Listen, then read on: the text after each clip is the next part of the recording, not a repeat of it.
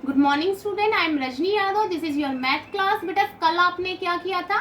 Integer में हमने देखा था कि जैसे इंटीजर के रूल देखे थे। व्हाट इज इंटीजर, क्या होता है, पॉजिटिव इंटीजर क्या होता है, नेगेटिव इंटीजर क्या होता है, मल्टीप्लीकेशन में क्या होता है। जैसे मल्टीप्लीकेशन के केस में माइनस माइनस आपस में प्लस हो जाते हैं। अगर दोनों के आपके डिफरेंट साइन है तो आपका answer always will be in A negative integer. अब हम क्या करेंगे? Power of integer. अब ये चीज मैं आपको पहले ही क्लास में बता चुकी हूँ। पावर ऑफ इंटीजर जैसे हम लोगों का भी होता है। मैंने आपको लास्ट क्लास में भी पहले बताया था, लास्ट क्लास में 6th क्लास में, कि जो आपका पावर होता है वो बेस और एक्सपोनेंट पे डिपेंड करता है। तो इसमें कंफ्यूज होने की जरूरत नहीं है कि बेस क्या होगा, एक्सपोनेंट क्या होगा। आप सेम वही एग्जाम्पल लेकर इस टाइम चलेंगे। चलिए देखते हैं। ठीक है बेटा, पावर ऑफ इंटीजर जैसे आपको मान लीजिए हमने कोई भी नंबर लिया है, ठीक है, 2 मल्टीप्लाई 2 मल्टीप्लाई 2 मल्टीप्लाई 2 मल्टीप्लाई 2, तो इसमें आपका पावर क्या होगी? पावर का मतलब होता है कोई भी नंबर आपका कितनी टाइम्स आ रहा है। जैसे 2 जो है वो कितने टाइम्स आ रहा है? 5 टाइम्स। तो इसकी 2 की पावर क्या हो गई है? 5। तो इस पावर को हम किस नाम से बोलते हैं? एक्सपोनेंट। और जो आपका बेस, मतलब किस चीज पे? पावर तो 5 है पर किसकी है, किस पे है? बेस क्या है इसका? 2। तो जो 2 है वो आपका क्या है? बेस। और जो 5 क्या है वो आपका एक्सपोनेंट है।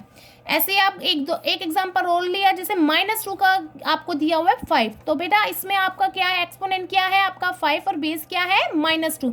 अगर माइनस में है तो आपका बेस माइनस में हो या एक्सपोनेंट माइनस में हो तो वो माइनस में ही होता है।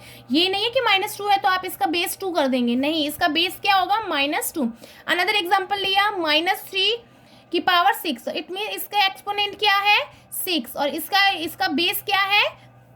-3। इसका मतलब क्या है कि -3 जो है वो अपने आप से कितने टाइम्स मल्टीप्लाई हो रहा है? 6 टाइम्स।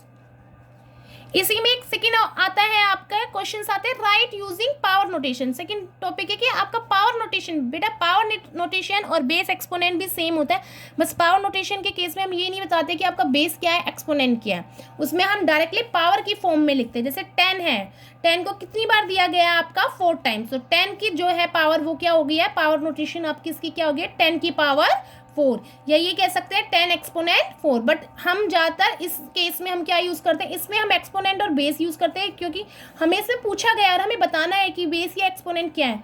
पर जब हमें पावर नोटेशन बतानी होती है तो तब हम ज़्यादातर ये नहीं बताते हैं कि बेस क्या है और एक्सपोनेंट क्या है। वी हैव डायरेक्टली हम लिखेंगे कि 10 की पावर 4। ऐसे एक और दिया हुआ है आपका -12। जैसे -12 है तो -12 की पावर क्या होगी आपकी? 5। तो माइनस है तो बेटा ये -12 ही लिखा जाएगा। इट मीन्स -12 कितनी बार मल्टीप्लाई हो रहा है? 5 टाइम्स। अब एक क्वेश्चन है find the value. Find the value आपकी निकाली जा रही है। जैसे आपको वैल्यू निकालनी है, 4 की पावर 3 है तो इसकी वैल्यू क्या होगी? तो इसका मतलब क्या है? 4 को कितनी टाइम मल्टीप्लाई हो रहा है? 3 टाइम्स। तो 4 को मल्टीप्लाई किया, 4 मल्टीप्लाई 4 मल्टीप्लाई 4 इक्वल टू 64। 4 4 जा 16, 16 4 जा 64। अब एक चीज़ ये होती है कि अगर आपकी 1 की पावर दी जाए, ठीक है बेटा, जैसे आपको -1 की पावर 71 दी है, तो इसमें तो हमारी 4 की पावर 3 थी तो हमने क्या है? 4 को 3 टाइम्स लिख लिया। पर अब ये थोड़ी है कि -1 की पावर 71 है तो हम 71 टाइम्स लिखेंगे। इसमें हमें देखना होता है कि ये जो पावर है ये आपकी इवन है या ओड। जैसे 71 नंबर क्या है आपका? ओड। तो आंसर ऑलवेज, अगर माइनस में आया है क्वेश्चन तो आंसर ऑलवेज आपका माइनस में ही आएगा। बेस माइनस में दिया हुआ है तो माइनस में ही आएगा। और सेकेंड लिया हमने जिसमें आपकी -1 की पावर क्या है? 100। तो इसमें क्या है? जो आपकी पावर है वो क्या है? 100, मतलब इवन नंबर है। तो अगर इवन में है तो माइनस का आंसर किस में हो जाएगा? इवन में हो जाएगा, क्योंकि आपका क्या है कि -1 और ठीक है। ये अब इसमें ये माइनस और ये कैसे होता है ये और बता देती हूँ मैं आपको। जैसे -1 मल्टीप्लाई -1 किया, 2 डिजिट हो गई आपकी, तो इन दोनों का माइनस माइनस आपस में कट होके क्या हो जाता है? माइनस माइनस आपस में क्या हो जाता है? +1। तो ऐसे आपका ये और नंबर तक जा रहा है तो 70 तक तो आपका प्लस हो जाएगा। बट जो 71 नंबर पे जो 1 आएगा वो क्या होगा? -1। तो -1 और 1 मल्टीप्लाई होके क्या होगा आपका? -1।